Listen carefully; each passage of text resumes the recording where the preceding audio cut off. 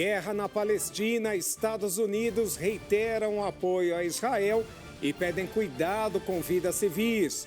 Mais brasileiros repatriados retornam da zona de conflito. Lula libera avião presidencial para resgatar compatriotas em Gaza.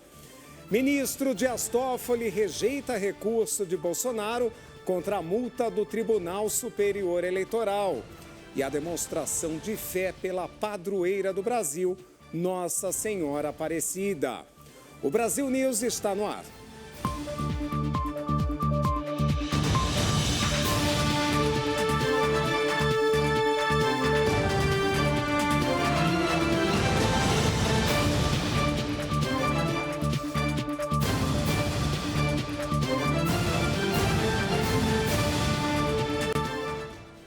O número de mortes na faixa de Gaza subiu para 1.417 e passa de 1.300 em Israel no sexto dia da guerra. O terceiro avião da FAB com brasileiros deve chegar na madrugada de sexta-feira no aeroporto de Guarulhos, em São Paulo.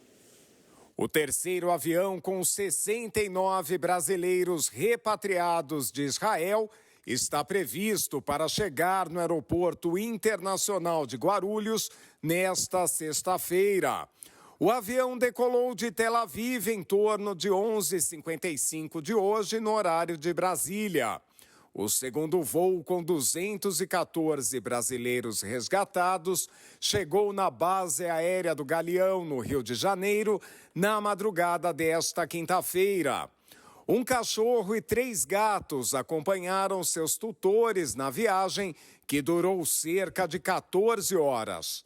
Na madrugada de ontem, 211 brasileiros desembarcaram também no Rio de Janeiro. Passou um aperto, mas graças a Deus estamos na terra nossa, que nós tanto amamos, o Brasil. Eu fui visitar minha filha, que mora lá, numa cidadezinha pequena, e realmente pegou todo mundo de surpresa. Nós estamos bem, todos bem, voltamos para casa, né, com segurança, isso é muito prazeroso, mas preocupamos sim com os que estão lá e com as pessoas que moram também lá. No mesmo dia, o presidente Lula afirmou que é urgência cessar fogo em defesa das crianças israelenses e palestinas. Nas redes sociais, ele apelou ao secretário da ONU, Antônio Guterres, e à comunidade internacional para que juntos usem todos os recursos para pôr fim à mais grave violação dos direitos humanos. Os chanceleres da Liga Árabe condenaram o cerco israelense na faixa de Gaza. Reunidos no Cairo, os diplomatas pediram o envio de ajuda para os habitantes do enclave, submetidos a intensos bombardeios após a ofensiva do Hamas contra Israel.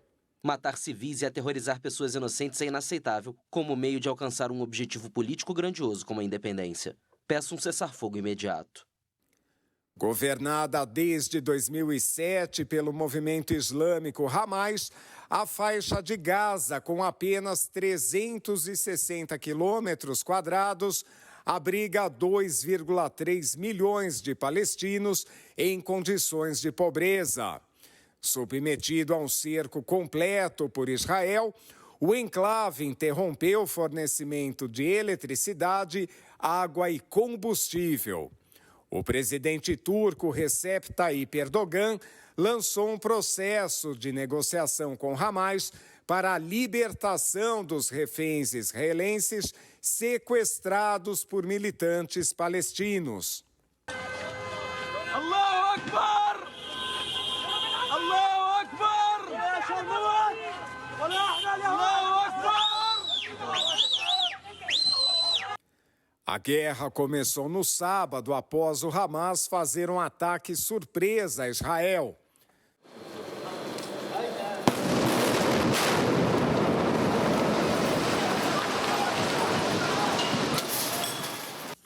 O primeiro-ministro israelense Benjamin Netanyahu prometeu destruir o grupo islâmico Hamas. Estamos lutando com todas as nossas forças em todas as frentes. Partimos para a ofensiva. Qualquer membro do Hamas é um homem morto. O Hamas é o Daesh. Vamos esmagá-los e destruí-los como o mundo destruiu o Daesh. O secretário de Estado dos Estados Unidos, Antony Blinken, chegou a Tel Aviv nesta quinta-feira e se encontrou com Netanyahu para reiterar o apoio americano.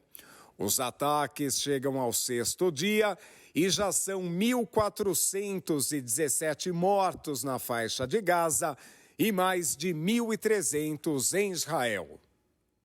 E ainda falando da guerra, o ministro das Relações Exteriores, Mauro Vieira, afirmou que a proposta do governo brasileiro para um corredor humanitário ligando a faixa de Gaza ao Egito foi bem recebida pelo secretário-geral da Organização das Nações Unidas, Antônio Guterres. Vieira está em viagem oficial ao Sudeste Asiático. Ele precisou interromper a agenda para ir a Nova York, onde participará na sexta-feira de uma reunião do Conselho de Segurança da ONU. O Brasil preside o Conselho ao longo deste mês de outubro. A reunião em Nova York foi antecipada em razão da guerra entre Israel e o grupo terrorista Hamas desde o fim de semana.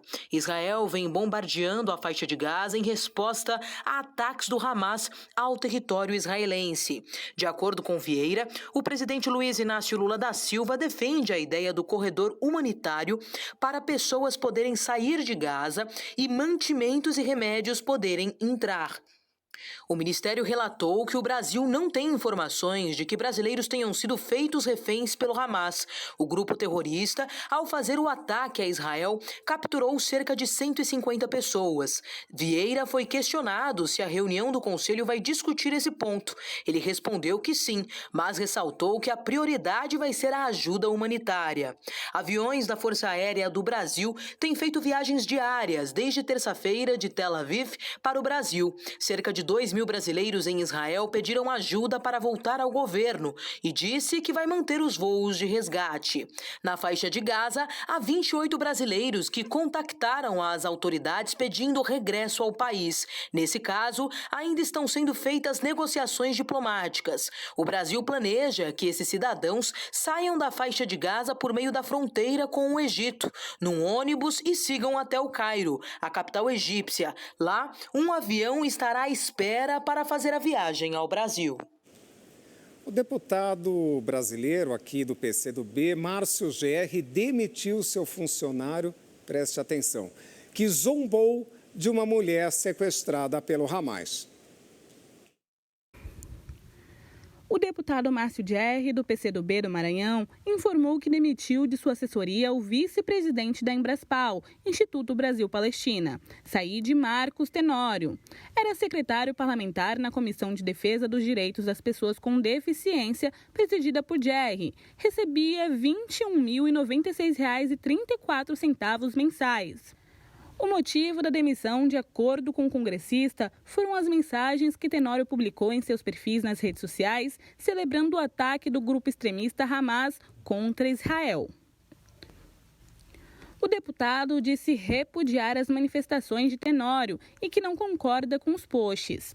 Após a repercussão negativa, considerou extremamente grave as manifestações de seu então assessor e determinou sua imediata demissão. Tenório apagou seus perfis nas redes sociais. Mudando de assunto agora, a relatora da CPI do 8 de janeiro, senadora Elisiane Gama, aproveitou o feriado para fazer os últimos ajustes no relatório final da comissão, que deve ser apresentado na próxima terça-feira. A relatora da CPI do 8 de janeiro, Elisiane Gama, do PSD do Maranhão, e sua equipe usaram o feriado de Nossa Senhora Aparecida para fazer os últimos ajustes no parecer final sobre os atos golpistas, com o objetivo de encerrar os trabalhos da comissão na próxima semana. A senadora quer entregar o relatório na manhã de terça-feira, dia 17. O relatório, que terá entre 800 e 900 páginas, deve ser lido na própria terça. A previsão é que a senadora leia parte do parecer, a introdução, os indiciamentos e um resumo do material.